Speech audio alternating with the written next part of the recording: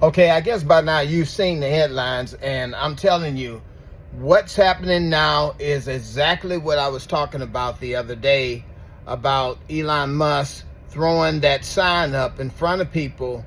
From what I understand, I'm reading the headlines, and it's saying that Nazi groups are starting to organize and form under Elon Musk on Twitter, despite, or on X, whatever you want to call it. Despite the fact that it does go against policy, they are still gathering on that platform.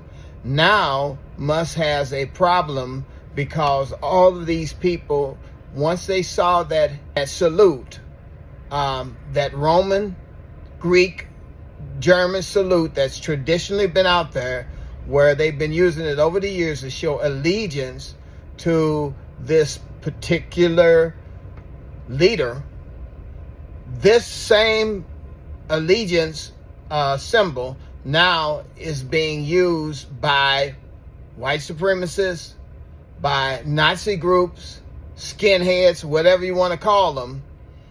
This is what's happening now. I knew it was going to damage America and further spread the divide between race in this country. And if you guys don't see that, you don't see what's happening, then I feel sorry for you. A lot of you want to make excuses and say, hey, I don't see nothing that he ever did. Some folks were so bold to say, when I said he should apologize and take back what he did and take back what he said and say it was a misunderstanding and clarify what he meant. A lot of people went to defending him, just like, again, we defended Donald Trump when it was that handicap situation. All Donald Trump had to say was that I didn't mean that, and if I did offend you, I'm sorry, and I take back what I did. That's humility. That's what we're looking for in leadership. Leadership, especially when you're rich, you're powerful, you can't just push your way through and, like I say, gaslight everybody into believing something that is very obvious to the people who would be offended. Again, it's like the dog whistle scenario. We have the dog whistle where it's tuned at a specific frequency that a certain group of people respond to it.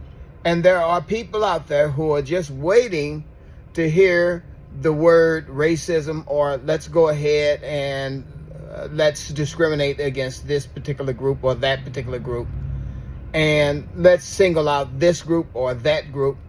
We don't want that in this country. We want more amicable relationships in this country where people get along with one another, but at the same time without infringing their rights upon you. And we don't want minority groups controlling the narrative, and we don't want in power. So we have these two particular groups struggling against one another: Democrat, Republican, right against, or left against right. All of these various groups are bringing division rather than bringing unity. And what we have to do in this country is focus on how we can be together without violating each other's rights and respecting each other's viewpoint. And this is what Jesus is asking us to do, really, here on this earth, which is to love one another, to get along with one another, and to treat one another with kindness. This is what we need to do as Christians.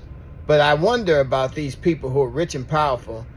They just continue to push forward with their agendas, no matter who it hurts, and no matter what the consequences are that they are actually bringing to the American public.